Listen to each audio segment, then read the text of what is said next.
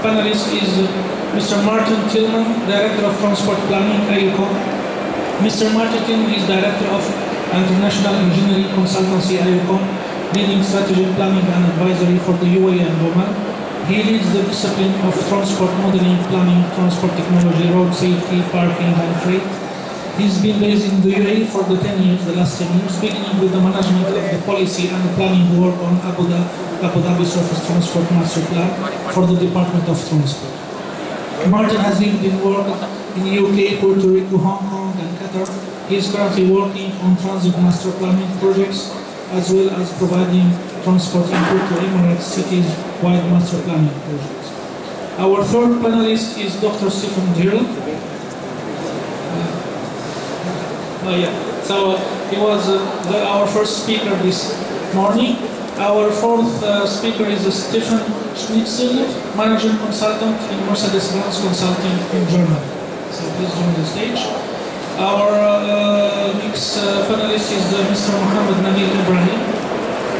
So Mr. Mohammed Nabil Ibrahim received a master's degree in engineering management from University of Wollongong and degree in civil engineering in Al-Baqa Applied University. He is working in the field of transportation planning for 13 years and currently in the Department of Municipal Affairs, Transport in Abu Dhabi as lead transport engineer in previous experience with RTA, Dubai, and the private consultant.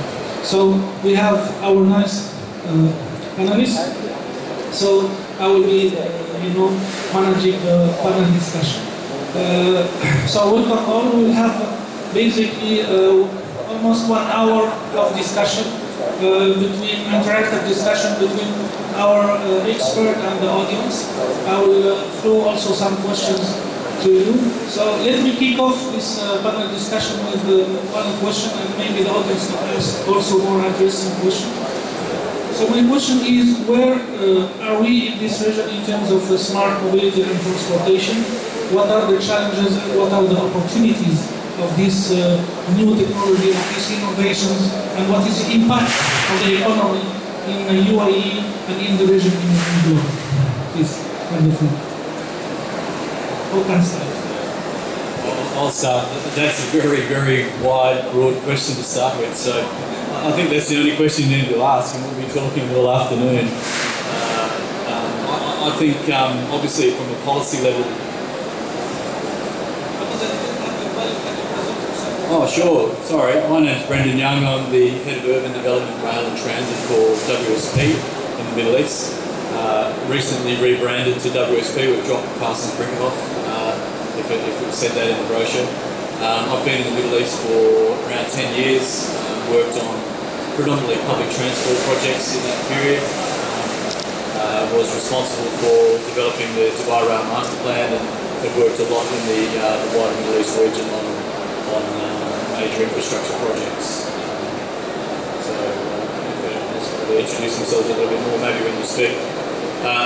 The policy platform's already there. The decree by His Highness that 25% of all trips shall be by autonomous vehicles, I think says it all. But there's a definite intent there. Obviously the regulations around safety need to follow. But certainly with the intent there, I think that's halfway there already. This is working? Yeah. Okay. So, and I'd just like to broaden that, especially since I've got someone who looks after urban design as well, because I don't think we should only just focus on smart as a buzzword or a keyword, because it means many different things to different people. So one of the areas that I'm interested in is the balance between what is a smart city and what is a livable city. So you may have heard there are these different rankings of cities around the world, and they rank these cities livable cities. Now, what makes a city nice and pleasant for you and I to walk around doesn't mean that it's a smart city and vice versa. So I would like to see the two aspects brought together better. So one, the smart city, making sure that everything is connected and that we're making best use and sharing this data with all the different groups, but also making sure it's for the purpose of good, if you like. It's a nice woolly concept. But to make the cities more livable, to make it a city that we can actually walk, get around quite easily without having to drive around on our own in private cars. Yeah, I think actually our city is still developed city, under development. So we have many challenges before we reach to the full development of technology and the full development of smart. And this is why maybe even this threat or this weakness will have a better opportunity, because we will be benefiting from the improvement of the technology worldwide. And because we are still on the beginning of our, many of our cities still in the beginning of improvement of their infrastructure, maybe it will be useful for us actually to get the right technology from the beginning, and to start, building a comprehensive infrastructure based on the latest technology over all the world.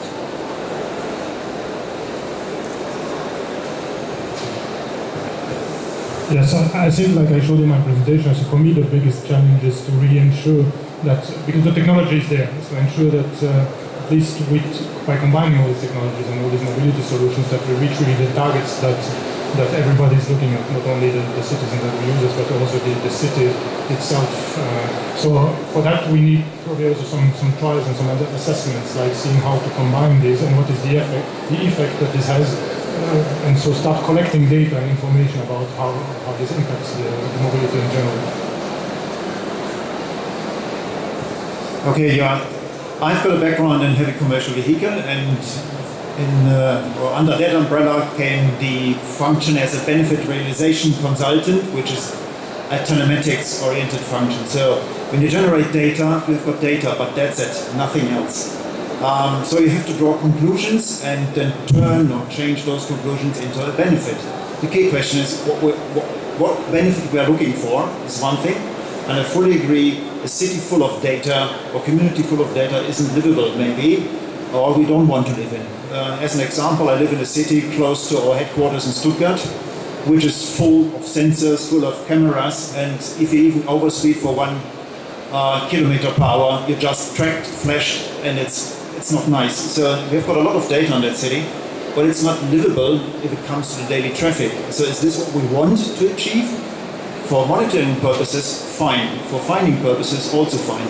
So what kind of benefit do we want to achieve? Is it to organize traffic in a more efficient way?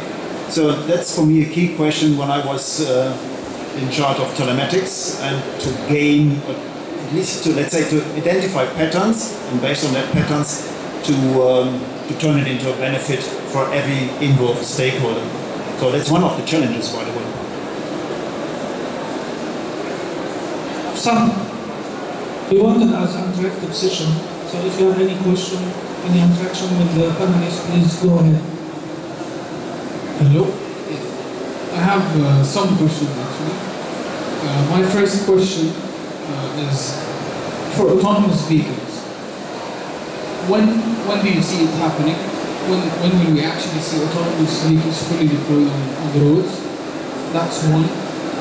Two, if there is something that is stopping it, and we consider policy and legislation, technology maturity, and behavior and perception of people, what percentage split would you give to these three areas?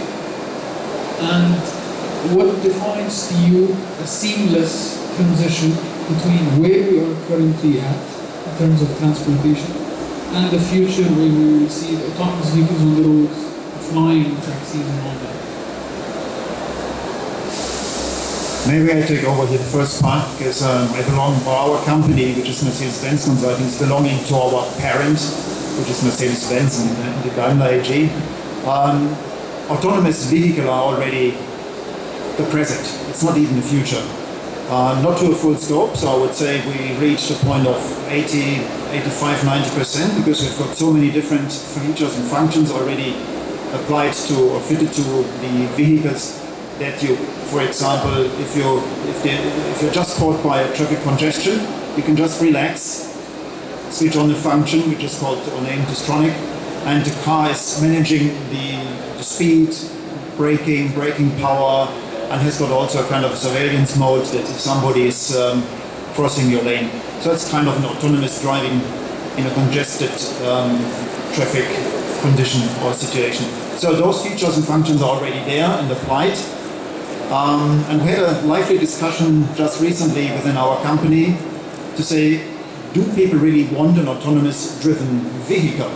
So when you purchase a car and you invest 50, 60, 80 or even more thousand of euros, do you want to feel driving?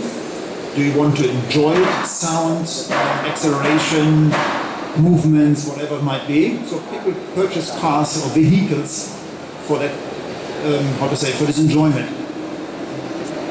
One answer to that topic was that people said, if I'm driving from my home base to the office, back and forth every day, and I'm caught by congestion, at least in areas like Stuttgart, Munich, Hamburg, Berlin, Dubai, wherever in the world, you want to have an autonomous driving function or option, because then you can relax, read newspaper or follow social media. But we're still sure that a lot of people want to drive and want to experience driving and having the thing in my hands. So that's one part of the answer. And I'd like to take sort of the second part of your question. So just to respond to the first point, I can't wait for autonomous cars to be fully operational. I'm fed up driving up and down between Abu Dhabi and Dubai. It's quite a tiring drive. So once they bring in autonomous cars, I'll be one of the first in the queue. But this leads me on to my second point, which is, would you actually want to own these vehicles, which is another interesting point, or will you do this through some form of rental arrangement, or perhaps more likely this mobility as a service, MaaS. So will we start to see the Spotify, Netflix type arrangements being rolled out that not only deal with autonomous vehicles, so I will just have my smart app and I will choose my vehicle when I want that vehicle to arrive. It will pull up outside my office, it will pick me up and then take me to where I want to go. And I roll that into some form of monthly payment type system. This is where I think we are going. Now there are different elements, and your point was about when do we expect to have autonomous vehicles on the road. And Stefan's quite right, we do have some level of that already. But there are different types, so not only do we need to think about us as private car drivers, but we also need to think about public transport. So when are we going to have autonomous buses, for example? And then also what about heavy goods vehicles? The last speaker was talking quite a lot about the importance of safety with heavy goods vehicles. Now the introduction of autonomous heavy goods vehicles, I've seen trials of it with some of the other manufacturers, and there are some significant benefits, not just for safety, but also for fuel efficiency as well by having these vehicles. So when can we expect it? I think, as you say, the speakers have said, it can happen now. The question is, how do we plan for it? And how should our cities change? And I think one of the key things that needs to happen is perhaps that interim time where we have a mixture of self-driving and autonomous vehicles. There probably needs to be some form of segregation, maybe separate lanes. But give it time, then we'll start to see more mixing of these vehicles together. So I think it's very short term in reality. Just to pick up on the infrastructure side of the equation, and when you're looking at any investment in transportation infrastructure, there's some significant constraints usually. Mass transit or buses or cars, the cost of infrastructure investment is often prohibitive, and it's a constraint to further development. The cost of land acquisition for a rail line, for example, makes most rail schemes prohibitive as well. But the fortunate thing about autonomous vehicles is that you don't actually have to spend much on infrastructure. In fact, you're taking away infrastructure. Less signage, less crash barriers, and you can actually take back some of the road space. So in terms of the livability of cities, you actually got a great improvement in the areas, particularly on sort of minor streets, let's say, in a more dense urban area, where instead of having 15 cars in a 10-minute period, you end up with 2 or 3. And you actually are able to take away the parking spaces. And I think there's a statistic around 8,000 hectares of London is dedicated to parking. you take away 30-40% of that because autonomous vehicles are always picking up new people. And I think this is where rideshare comes into it. Rather than owning it and renting it, you can actually get more VKTs out of the car. I think this is what is a challenge, obviously, to get people's head around how it works, but actually it's an opportunity as well to create this new public realm through removing parking spaces and removing cars from the road. So I think infrastructure is partially a barrier in how we overcome, how we actually think about it, and moving away from more traditional thoughts about infrastructure investment. But I think it's more of an opportunity for us from a public standpoint. So can I just pick up on one point you made there, which is about the reduction in vehicle kilometres with autonomous vehicles. I think that ultimately that will be the end game. But in the interim phase, there is a risk that we'll actually have more vehicles on the road. Because whereas previously you might have driven your car to your parking space and left it there all day, this vehicle actually will now be, instead of using that very valuable parking space, it will actually be circling around the road.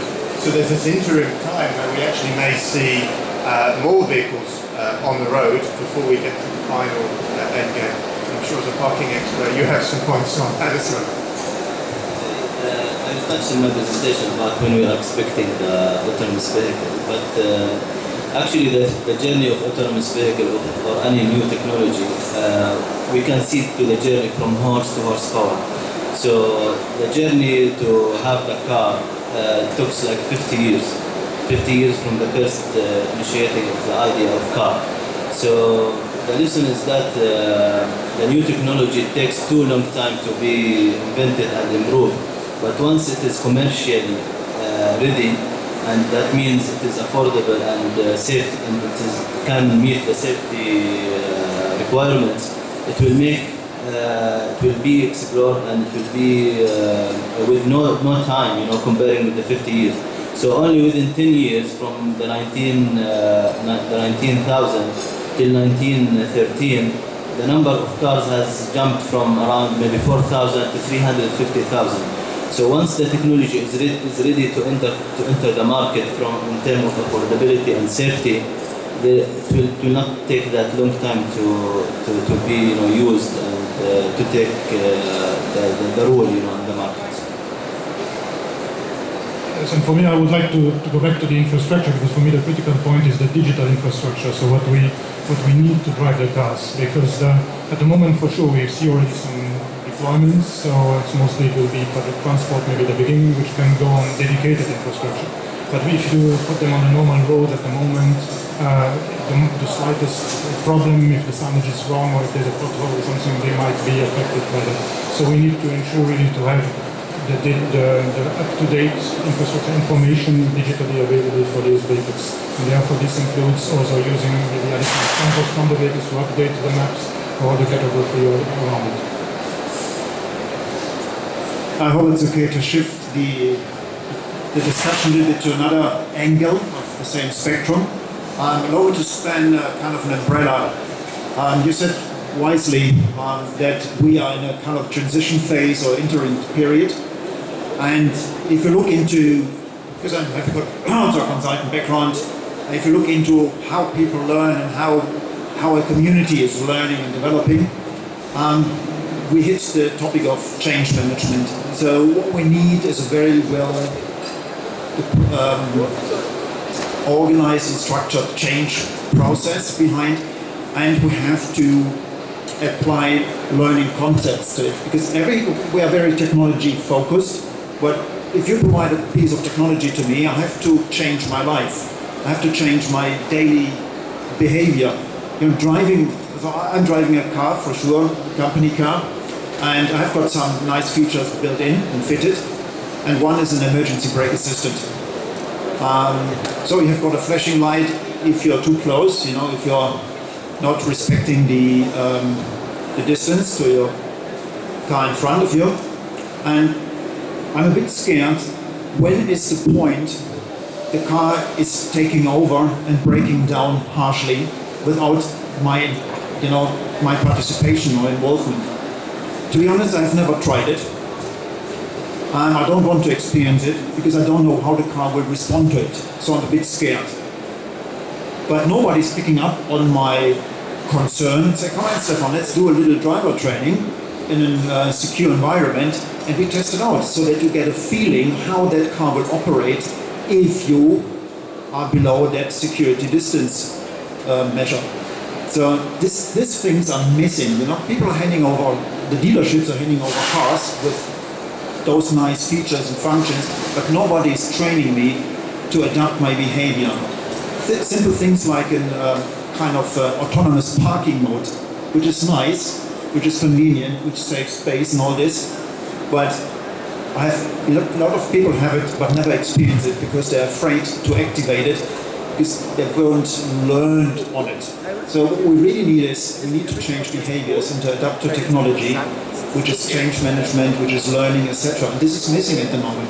You know, we take a truck driver.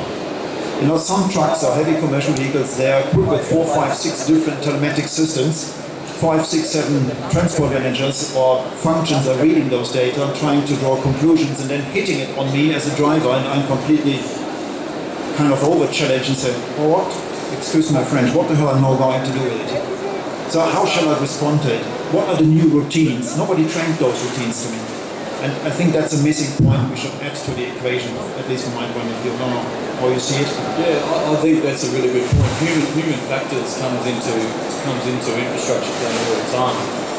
And I think there's a trade-off here. You've got, on the one hand, you're potentially increasing safety, less cars on the road, more knowledge of what's around you, the vehicle's helping you in your decision making. If you're fully autonomous, it's making all of your decisions for you. But that individuality that you talked about, that loss of sense of ownership, that loss of sense of individuality that people are going to feel. So I think that transition is real because, you know, we're giving over a lot of information already on our mobile phones, and we're letting the world, the Internet of Things, control us. So I think there's probably going to be a tipping point at some point where we lose our individuality, and perhaps that might work against autonomous vehicles.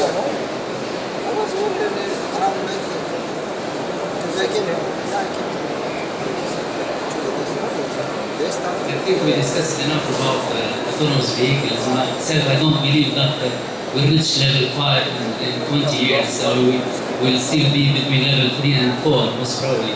But to go back to the topic, multimodal transportation. So we need really to address multimodal transportation, especially in GCC region where we see a lot of projects of metro, trains, and so on. So how we can address these challenges, what are these challenges, especially when it comes to the last mile or first mile, how to make sure that all modes of transportation are integrated so that we have a smooth journey door to door. So I think we need to discuss this as part of the panel. Autonomous cars will come, but it will take a long time. So I'm working on the technology side. I know this is easy, but there are other challenges in terms of constructions, policies, regulations, everything that is still done. Well, I could probably start. Multimodal is how do you define multimodal? But I guess traditionally multimodal hub would be a form of mass transit which has interconnecting feeder routes coming out of it. What we're seeing is from a context planning and urban integration point of view, the context of parking and what we call kiss and ride type facilities and park and ride facilities are probably changing because of e-hail, because of autonomous vehicles. So traditionally where we would have had more parking spaces and longer periods of, for example, taxis, traditional taxis, waiting for a fare, there's no longer a need for a waiting area because when you're on the train, you can be already communicating as part of your journey to make sure that there is an e-hail vehicle sitting there when you walk out of the station, and they can time the journey for your arrival. So this multimodal hubs really is coming together of the data that comes out of the mass transit system in terms of arrival times, etc., and combining that with the autonomous vehicles and the e-hail type services. So I think multimodal hubs in terms of the requirement for parking and drop-off areas will start to change. I'll follow up on that. So for me, the key area, I mean, you mentioned a really important point, the first mile, last mile elements of the journey. And we tend to forget this sometimes as transport planners. We're always looking at the bigger picture stuff. But really it's down to how you make your journey is about this first mile, last mile. And for me, the most important part is the walkability of the communities that you've set up. So how easy is it? How well designed is it from my home or my office to get to that point of public transport which can take me on the longer journey? Now in Dubai, they're making great strides to putting in new infrastructure for walking, for cycling. Even around by my office now in Business Bay, we've got cycling infrastructure is actually being implemented as we speak. And this is allowing people to make a better informed decision about how they're going to get to their next form of transport. Once we plan that, the next stage is how do you get offices and accommodation to make sure there are facilities for people to cycle. And for people who are getting a bit hot when they walk to the office, what facilities do we have in the office to make that an easy choice to make? So I think there's some governance issues. I think we have to think about how our cities are designed to make sure that the walkability is there from the beginning. And before I hand over, there's one quick, easy measure we could implement to encourage more walking. And it's something that I used to do in the UK. It was called a pedestrian environment review, a PER. And for any new development, you would actually set up a pedestrian environment review. And that meant just going out and looking at the nearest bus stop, looking at the nearest metro stop to a new development, and walking that route, taking photographic evidence and highlighting where there are potential issues like, oh, there's a barrier here, whether it's a physical barrier or there's some sort of other barrier that we cannot get across, and look at ways that we can improve that particular walking route. So any TIS or new development would actually look to incorporate those measures as part of the design process. So it's a nice, quick, easy win that you can put into any new scheme. I just continue the emphasize on the first and last mile, and I think this is one of the big challenges for our situation and many other cities. So we have focused only on the main infrastructure and the main big roads and even the big rail, train or tram, metro line. But how to connect, these stations with our home, the first mile, or with our work, the last mile. This is the tricky, and really we are not focusing on this part. But again, the autonomous vehicle is being actually introduced and promoted as one of the solutions for the first and last mile. Not only the autonomous vehicle, but the on-demand service concept.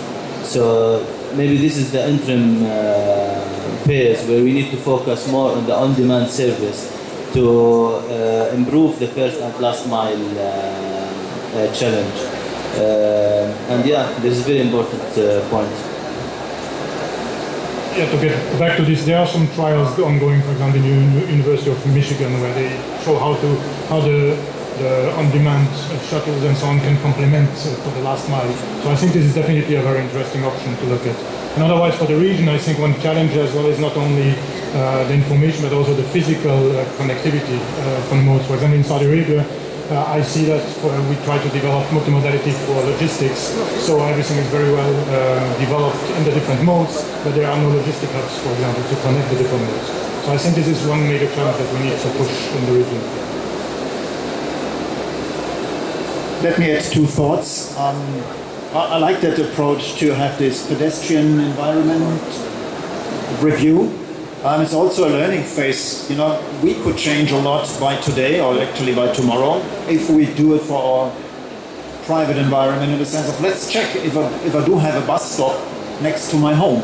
A lot of people, I'm pretty sure, don't know that there might be 3, 4, or 5 lines which are servicing your location.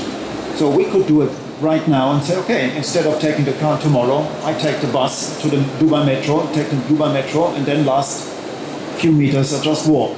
So this is what I meant by we have to change behavior. What doesn't mean have to, but we should change behavior, and to develop a mindset that I embed into my thinking that there is another option and that I'm looking for that another option, as an example. And you wisely said how to connect all the different puzzle pieces or dots.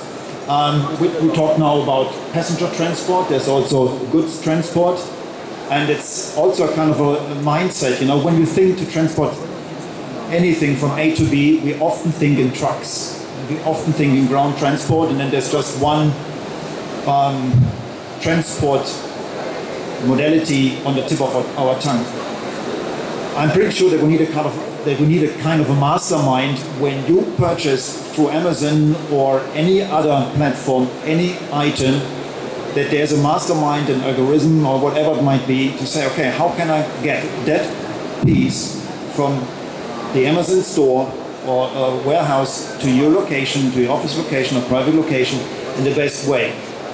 It is an urgent delivery, yes, no, because we have also to decide what is urgent. Everything is urgent. If I propose it to you, you would always take delivery in 1 hour. Even you don't need it, you need it maybe next week. So if you need it next week, why not involving a train transport or even a water transport could be an option. But we don't think in that kind of dimensions because everything has to be quick. Everything has to be by tomorrow, better by today. So this is also a thing which goes back to learning and behavior. If we could change it, we could maybe consider more different types of transport, passenger or goods transport, right? And for sure, I'm not an infrastructure expert, but we need a certain infrastructure. If there are no railways, we have no other option, maybe than a truck, right? And we've got a very interesting department at our company, which is called FTL, Future Transport Logistics, and they're also trying to connect things like drones, robots for the last mile delivery. So, having a van, driving to a central spot of a compound and then let the little robots do the job. They could even go up on the 31st level of a tower and deliver it to your doorstep. Not having a usual vehicle involved into it. But we need an infrastructure for this. Sending a drone autonomously from A to B, carrying a product of 5 kilos, for example, it's not a trivial job. It's not an easy thing to do. If you talk to the drone guys, they say, we can't do it right now because if we want to have an autonomous drone, we have to carry 50 kilos of technology with us. So we couldn't transport the package. So if we want to transport the package in an efficient way, we have to master plan the whole trip of the drone. So at the moment, it's not available, the technology. So I think it comes back also again to infrastructure, technology and behavior. If I could just add one more point, because you raised about the shuttle buses, and we were actually working on a couple of developments here in Dubai that are actually incorporating these autonomous vehicle shuttles now. So the first stage of this is actually taking place. We're in contact with the manufacturers. What's interesting is there are examples now running. If you Google, there's an example one in Sion in, I think it's Switzerland, where it is running as partially on street and partially in pedestrian area. Now I haven't been on it, so I can't speak from first-hand experience, but I have been on the one that's running in Singapore. So these systems are being trialed in the public domain. So I think there is a movement towards this, and it seems to suit the environment here in Dubai, because it just avoids that sort of temperature extremes that you may get, and you may have this air-conditioned autonomous vehicle that will take you perhaps from closer to your home to where you need to be.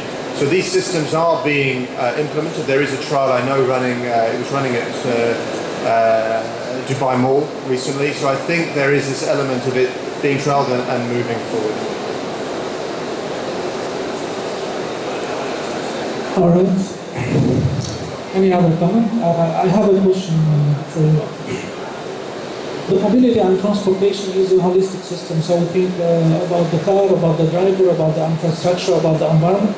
And I remarked that most of the technology is going to the ICT, the Internet of Things, and so on, and they forget about the environment. For example, I have seen the last Mercedes autonomous car. It consumes a lot of fuel. It's autonomous, it's great, but it's harms the environment. So what is your plan as expert to think about the mobility as a comprehensive system, where we think about the car by making it autonomous and connected, where we think about the driver to change behavior and so on, where we think about the infrastructure, and where we think about the environment as well. Let me start here I pick up on the idea of, you mentioned the concept of behavior, put it that way. I would say we could increase efficiency and by educating drivers to drive a car or any vehicle properly, and even, don't touch it, just leave it where it is and take public transport. In every Mercedes, the newer generation, you have got a kind of a telematic system built in, which gives you the most free, important measurements to optimize your driving style, to minimize fuel consumption, parts consumption, etc. It's harsh braking, or it's not other way around. It's a balanced driving style between harsh braking and harsh acceleration, then harsh acceleration and so-called overrun. So you use the momentum of the rolling vehicle and let it simply roll instead of accelerating when you approach a traffic light. And every Mercedes newer generation has this built in. Nobody is teaching you how to use it. And a colleague recently received a new company car, and he was very happy about it, and good engine in it, and he started to explore the power of the engine. I said, hey, come on guy, you are harsh accelerating, you are harming the environment, and you just waste resources and energy. And he said, wow. And what do you mean?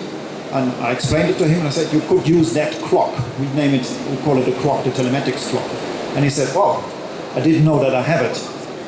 And a few days later, we talked again about it, and he said, Stefan, now I have it on the display all the time, and I try to align myself and my driving style. So the leverage is just a good guess. I haven't researched it, so the researcher maybe more on that end. Or even now you are the researcher, right? The data expert.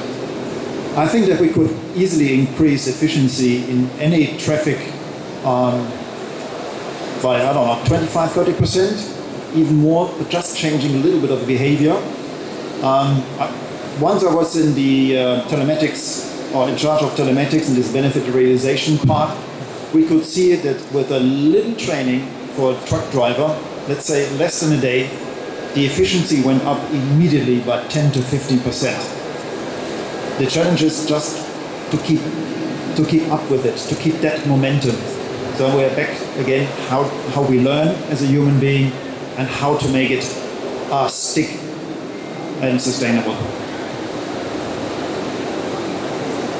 Just to add to that, I've been involved in a few projects focusing on green driving, and the problem is mostly the driver generally is just motivated to use it for cost reduction in the end, and for fuel savings. And generally, this project have shown that it doesn't last. So they have generally just trained for some time, then they have the pleasure to do it, but then after some time, the effect wears off. So that's why I think really, if we speak about all these mobility solutions, we have to look at it again, as I said at the beginning, as on the whole system, and in the end, if you want to change the behaviors, you will have to do it by either incentivizing or by really taking legislative actions to force the people to do it. Otherwise, I don't think they will do it in a sustainable way by themselves.